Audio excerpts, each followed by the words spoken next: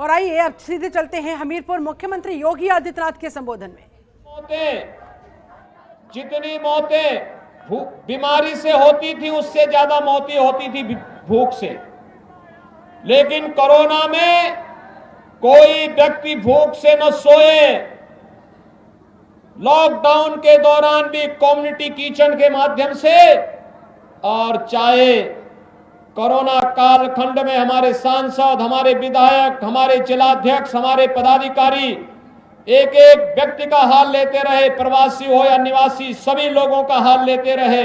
और उत्तर प्रदेश का corona model देश के अंदर, दुनिया के अंदर एक मॉडल के रूप में देखा गया। अगर हमने फ्री वैक्सीन, सबको वैक्सीन दी है, तो भाइयों बहनों, हर गरीब को महीने में 2 बार फ्री में राशन देने का काम भी किया है। याद करिए, 2017 के पहले यही राशन या तो सपा के लोग खा जाते थे, उनके गुर्गे खा जाते थे, या बहनजी का हाथी डकार जाता था। बहनजी के हाथी का पेट तो इतना बड़ा है कि पूरा उत्तर प्रदेश के गरीबों का राशन उसमें समा जाए तब भी उसका पेट नहीं भरता है। और इसलिए भाइयों बहनों, मैं आज आपका आह्वान करने के लिए इसीलिए आया हूं। पहले तो कोरोना कालखंड में यद्यपि मैं हालचाल लेने के लिए, कोरोना उपचार की व्यवस्था देखने के लिए आया था, लेकिन उस समय यहां पर श्री पुष्पेंद्र सिंह चंदेल और श्री युवराज सिंह के नेतृत्व में विकास की जो योजनाएं चल रही थी, उन योजनाओं को आगे बढ़ाने के लिए और पर्यटन विकास की योजनाएं कैसे चलनी चाहिए, यहां पे स्वामी रोटी राम जी महाराज की समाधि स्थली के सुंदरीकरण की कार्य योजना, उसका एक उदाहरण आपके सामने है। कोरोना ने हमारे जीवन की गति को थामने का प्रयास किया, लेकिन हम रुके नहीं, डिगे नहीं, लगातार काम करते रहे। कभी यहां पर सांसद और विधायक तो मौजूद थे ही, बाबूराम निषाद भी लगातार यहां पर चेयरमैन के रूप में काम करते रहे, आपके बीच में कार्य करते रहे। जिलाध्यक्ष भारतीय जनता पार्टी का संगठन लगातार कार्य करता रहा। लेकिन क्या सपा बसपा के नेता, कांग्रेस के नेता भी चुनाव के उस कोरोना के दौरान आए थे? क्या हालचाल लेने के लिए आए थे? आज उनसे पूछा जाना चाहिए। जो लोग विपत्ति के समय आपका सहयोगी नहीं बन सकते, क्या संकट का साथी ही सच्चा साथी होता है? शेष तो अवसरवादी होते हैं। और भाइयों बहनों, इन अवसरवादियों से बचने की आवश्यकता है। दूसरा, मुझे आपसे एक बात और कहनी है, और बात कहनी है 2017 के पहले आपके सामने सुरक्षा का एक संकट था। बेटियां स्कूल नहीं जा पाती थी, महिलाएं बाजार नहीं जा पाती थी। प्राकृतिक संसाधनों से भरपूर इस बुंदेलखंड के संसाधनों पर माफियाओं का कब्जा था।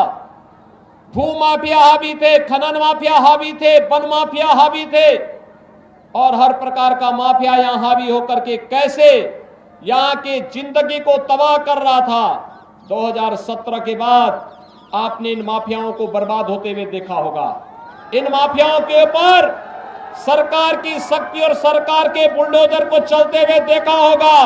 और मैं आज एक बार फिर बुंदेलखंड की धरती को बताने के लिए आया हूं कि भाइयों बहनों, भारतीय जनता पार्टी की सरकार बनने दीजिए। अपराध और अपराधियों के प्रति और माफियाओं के प्रति यही शक्ति बरकरार रहेगी जो अब तक है, और बुंदेलखंड विकास की एक नई ऊंचाइयों को फिर से छूता हुआ दिखाई देगा। बुंदेलखंड एक बार फिर से विकास की नई ऊंचाइयों को प्राप्त करेगा। आज हम बुंदेलखंड एक्सप्रेसवे बना रहे हैं। मैं भी देख रहा था, मुझे पुष्पेंद्र जी हेलीकॉप्टर से बता रहे थे कि ये एक्सप्रेसवे, बुंदेलखंड एक्सप्रेसवे बन रहा है। भाइयों बहनों, ये जिस दिन पूरा होगा, इसमें हर जनपद में हम औद्योगिक क्लस्टर बनाएंगे, और औद्योगिक क्लस्टर में तमाम फैक्ट्रियां बनाएंगे। और मैं आपको कह सकता हूं कि आने वाले समय में बुंदेलखंड के किसी नौजवान को नौकरी और रोजगार के लिए बुंदेलखंड के बाहर नहीं जाना पड़ेगा, पूरे देश को बुंदेलखंड में आना पड़ेगा नौकरी करने के लिए। 2017 के पहले बुंदेलखंड में सबसे ज्यादा किल्लत थी पानी की। आज तो आपके यहां हर जगह हर घर नल की योजना लागू हो रही है ना, हर गांव में चल रही है ना काम, पाइप बिछ रहा है ना, कोई संदेह तो नहीं ना सरकार की नीयत पे।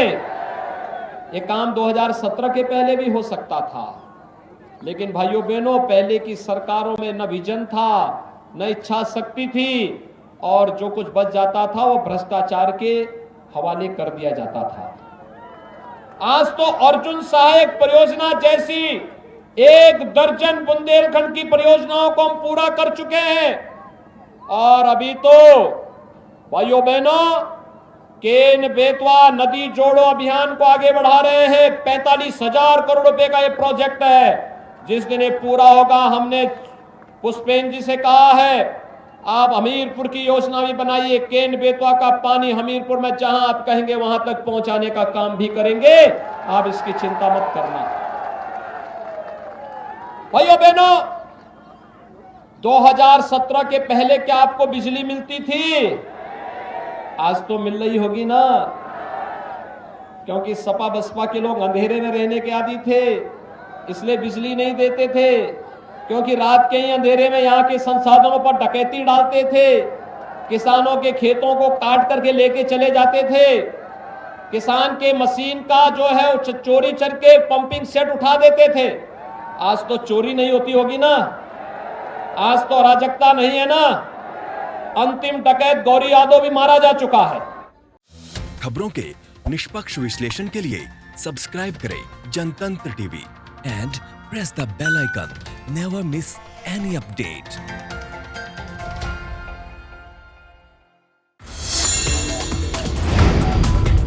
Download the Janatantra TV app, available on Google Play and App Store.